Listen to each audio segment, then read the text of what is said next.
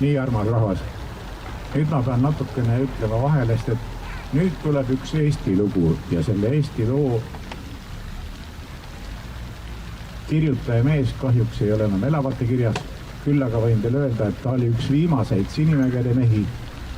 Peale sõja tuli ta kergelt vigase käega, sõjast tagasi parema käega, astus konservatooriumi, lõpetas selle edukalt heliloojana ja kuna ta oli pärit Padiselt, siis asus kodukohas tööle muusikaõpetajana ja kodulauurija ja ajaloolasena.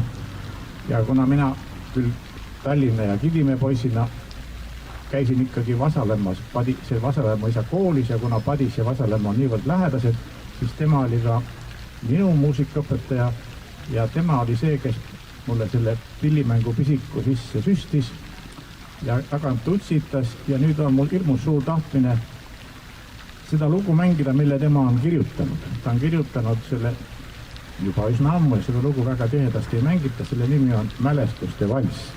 Ja nüüd tuleb üks asi, millele tahaksin tähelepanu juhtida. 31. augustil saaks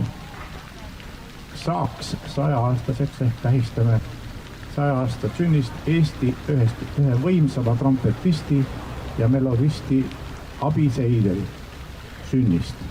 Ja kuna Abi Seider oli juhtumisi ka jahimees ja kalamees ja tema suvemaja oligi just Padise lähedal Kurkses, siis ta kuuluski Padise jahimeeste seltsi ja on üsna lihtne arvata, et joonad omavahel ikkagi pillimehed kohtusid, vestlesid ja ma arvan, et see meiepoolne mäng nii hästi halvasti, kui ta välja tuleb, ongi pühendatud suure kummardusena meiepoolsena mõlemile suurele mehele, nii Heino Rittbekile, kes on selle loo autor, ja Abi Seiderile, kes 31.